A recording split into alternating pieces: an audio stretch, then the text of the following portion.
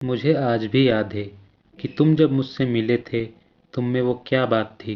तुम्हारा मेरा ख़्याल रखना, मेरी फ़िक्र करना और मेरे लिए दुनिया से लड़ जाने की बातें करना, मुझे वो सब याद आता है। मगर हुज़ूर, अब आलम यह है कि तुम अब बदल गए हो। तुम में जो बात थी वो अब नहीं रही। समय बदला है और उसके साथ हाँ, आप भी बदल गए। खैर, यह लाइन्स मैं मार्वल को डेडिकेट करता हूँ। अब मार्वल की मूवीज़ में वो बात नहीं रही जो पहले हुआ करती थी।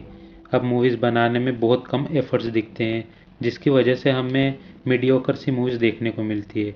और इसी लिस्ट में captain America brave new world भी ऐड होती है। देखो, मूवी ठीक ठाक है लेकिन अच्छी नहीं है।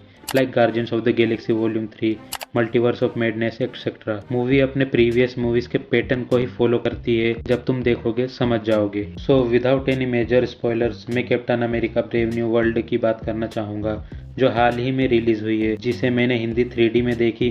मूवी का रन टाइम ऑलमोस्ट 2 घंटे का है, जो अच्छा ही है। मूवीज बोर नहीं करती। मूवी के बेसिक प्लॉट की बात करूँ तो थेडियस रोस इलेक्शन जीतकर अमेरिका का प्रेसिडेंट बन गया है और वो अमेरिका एंड वर्ल्ड में आने वाले न्यू थ्रेट से बचने के लिए फिर से सैम विल्सन के साथ मिलकर एवेंजर्स की न्यू टीम बनाना चाहता है, जो कि आगे जाकर कुछ कॉन्सिक्वेंसेस की वजह से ड्रॉप हो जाता है। और सैम विल्सन का दोस्त आइजैक ब्रैडली फिर से जेल चला जाता है, जिसे बचाने के लिए सैम विल्सन को क्या क्या करना पड़ता है वो मूवी में दिखाया है।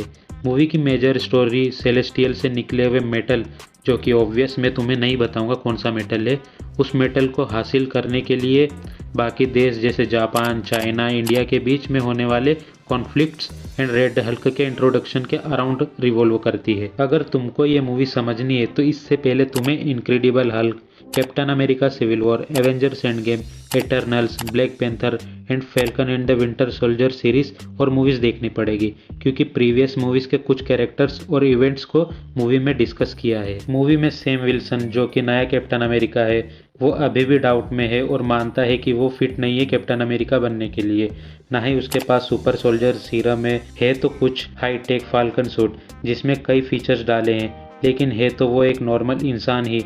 लेकिन इतनी कमी होने के बाद भी वह हार नहीं मानता और पूरी कोशिश करता है सब कुछ ठीक करने के लिए। अच्छा, फीचर से याद आया, यूट्यूब ने भी कुछ फीचर्स दिए हैं, जैसे कि सब्सक्राइब एंड लाइक बटन, तो दबा दो उनको। तो आगे सबसे पहले मूवी के कुछ पॉजिटिव्स की बात करता हूँ। पहला है मूवी का एक्शन।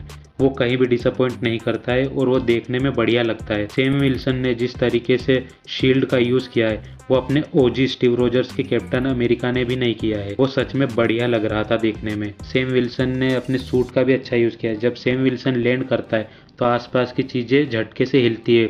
एक सीन में जब वेव्स निकलती है और आसपास की चीज़ें टूटती है, वो बढ़िया था। दूसरा, कैप्टन अमेरिका का एरियल कॉम्बैट सीन, क्या ही कोरियोग्राफर डायरेक्ट किया है। एक सीन है जिसमें कैप्टन अमेरिका उड़ते हुए शील्ड और विंग्स को आगे ले आता है, वो बहुत ही बढ़िया था। मूवी की तीसरी सबसे बड़ी हाईलाइट है हमारे इंडिया के प्राइम मिनिस्टर मोदी जी। जब उनके कैरेक्टर को स्क्रीन पर दिखाया, I was like they did it. और भी मूवी में से छोटे छोटे एलिवेशंस एंड चीजें थी जो काफी अच्छी थी। अब मूवी के कुछ नेगेटिव्स की बात करूं तो वो लिस्ट थोड़ी लंबी चली जाएगी और मूवी में उनका मेजर रोल है। फर्स्ट, मूवी सस्पेंस थ्रिलर है, बट सस्पेंस को पुल ऑफ ही नहीं कर पाती। जब भी बिल्ड होता है उसके थोड़ी देर बाद ही एक्सप्लेन कर दिया जाता है। दूसरी चीज़ है जिसके साथ फिर से मार्वल वालों ने इनजस्टिस किया, वो है इस मूवी का विलन द लीडर। खैर, मार्वल की पुरानी आदत है काटने की, same like my x. The leader का कैरेक्टर बहुत ही अंडर यूटिलाइज लगता है। वो ना जाने क्या क्या कर सकते थे इस कैरेक्टर से, बट बस रिवेंज लेने में ही दिखा दिया। वो इसको और अच्छे से यूटिलाइज कर सकते थे, जैसे कि कैप्टन अमेरिका सिविल वॉर में जीमो ने किया था। बंदे ने अकेले ही एवेंजर्स को आपस में भिड़ा दिया था बिना किसी सुपर पावर्स के। थर्ड है Red Hulk. No doubt Red Hulk को बहुत अच्छे से VFX CGI की मदद से दिखा है, जो कहीं से भी बुरा नहीं लगता। लेकिन दिक्कत ये है कि रेड हल्क का अपीयरेंस एंड के 7-8 मिनट में ही है। वाह मार्वल, बहुत बढ़िया, शाबाश। मूवी के एंड में रेड हल्क और कैप्टन अमेरिका के बीच काफ़ी बढ़िया एक्शन दिखाया है, जैसे कि वो सीक्वेंस जिसमें रेड हल्क कैप्टन अमेरिका को पकड़ के व्हाइट हाउस की छत को उड़ा देता है एंड कैप्टन अमेरिका अपने विंग्स से कार के 2 टुकड़े कर देता है। ये सब बढ़िया था। अब तुम सोचो कि एक तरफ रेड हल्क और दूसरी तरफ बिना सुपर सोल्जर सीरम वाला कैप्टन अमेरिका, दोनों फाइट करेंगे तो एंड में कंक्लूजन क्या आएगा? कैसे सैम विल्सन रेड हल्क को हराएगा? ये क्वेश्चन दिमाग में जरूर आएगा। लेकिन जो कंक्लूजन दिया है, मार्वल वालों ने चेरी ब्लॉसम का फूल हाथ में पकड़ा के बोला है, लो और इसको अपनी गांड इन्होंने रेड हल्क को भी अच्छे से यूटिलाइज नहीं किया। कम से कम वो तो अच्छा कर सकते थे या रेड हल्क का स्क्रीन टाइम ही बढ़ा देते। खैर छोड़ो, ओवरऑल मूवी ठीक ठाक है। अगर तुम ये मूवी देखने का सोच रहे थे तो अपनी एक्सपेक्टेशन को लो ही रखना। मूवी डेफिनेटली एंटरटेनमेंट डिलीवर करेगी। तो वीडियो को इधर ही एंड करते हैं और मिलते हैं एक और नई वीडियो में। तब तक के लिए goodbye and peace out.